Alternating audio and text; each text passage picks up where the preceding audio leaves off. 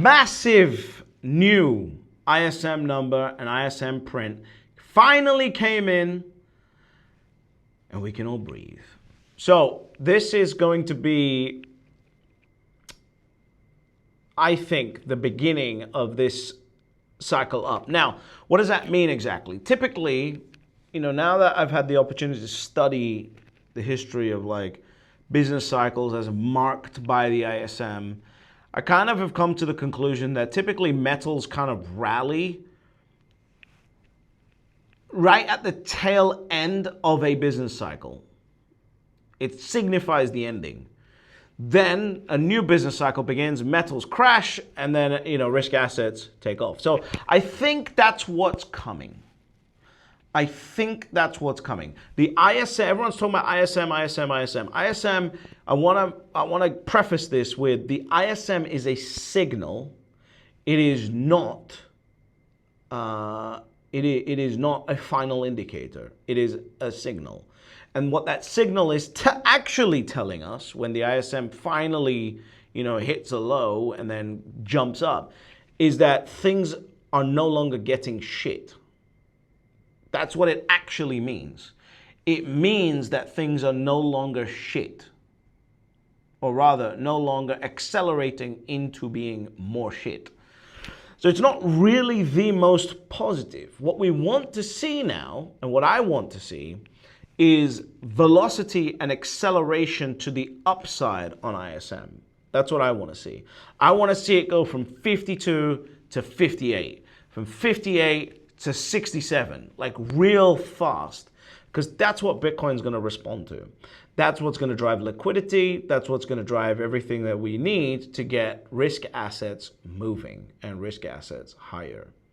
I think this last dip that we've had, by the way, is basically driven by new cycle and liquidity, right? Fear of the partial government shutdown. And I think, look, the Trump administration understands they've got one chance because historically, whoever wins the presidential loses the midterms. It's just a historical fact. And I think what they've realized is the one chance that we've got is to pump as much liquidity as humanly possible into this market. And so they're going to do that. And in order to do that, they had to lay the groundwork. So they've now laid the groundwork. I think, inflation's kind of balanced out. The shock from the tariffs is hit. Things are not getting more shit. ISM bounce up. That's a good sign. And now we can actually pump liquidity into a solid market, because before it wasn't a solid market. There was issues. And so that's what I think is going on here.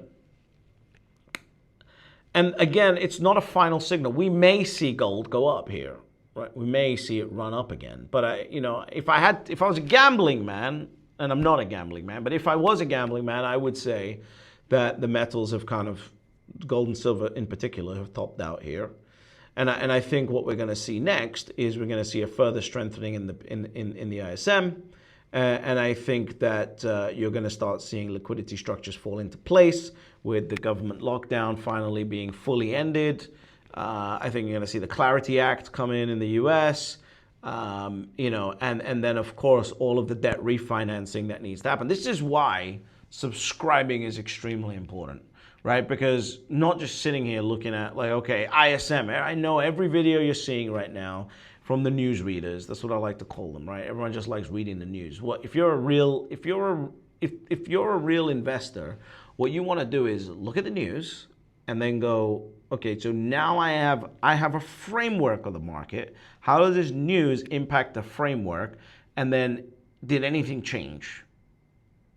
Right? Did anything change that I'm not paying attention to? That's kind of how you want to look at it, and that's how you stay ahead of the curve. So that's why I'm telling you, everyone's jumping up and down about this ISM. The reality is, it just means that things stop getting shitter, right? It's not the bull signal that a lot of news readers are making videos about. Just calm down.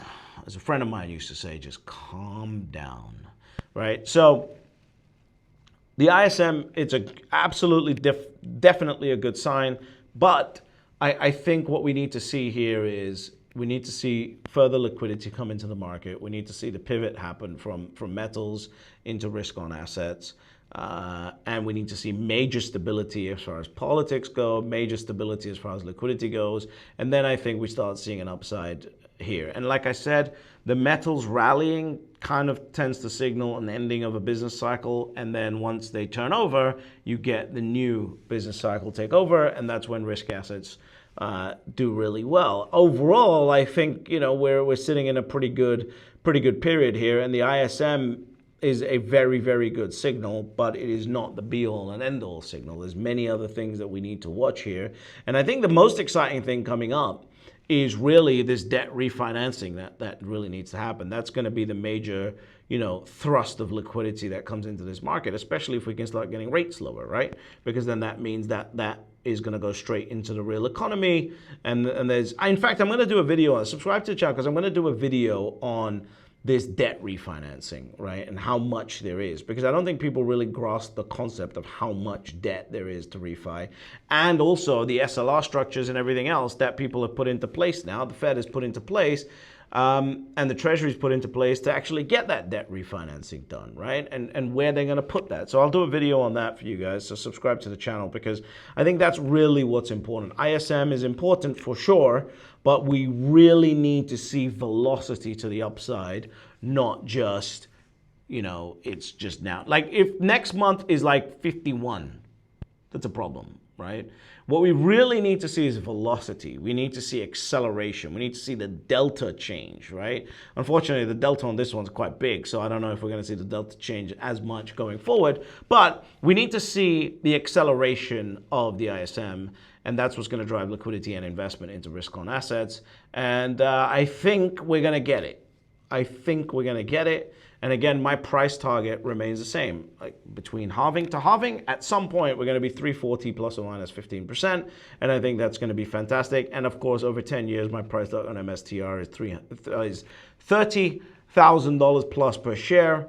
And if you don't think that's possible, just remember that Amazon stock today, if there was no splits, would be worth something like $52,000. So when you talk about MSTR doing what they're doing, and I'll also do a video on MSTR, I haven't done one in a while, on my current thoughts and everything else. And obviously everyone thinks Saylor's going to go bankrupt and all the Bitcoin is going to get taken away from MSTR and everything else. So subscribe to the channel for that. Because, Saylor understands something that most people that are following Saylor don't understand. Most people that are pretending to understand Bitcoin don't understand, because when you pretend to understand Bitcoin and then show up with gold and silver bags, it makes me question whether you understand Bitcoin or not. But what Saylor understands is that ultimately, there's always only 3 rules to Bitcoin. You buy Bitcoin, you shut the fuck up, and you get fabulously wealthy.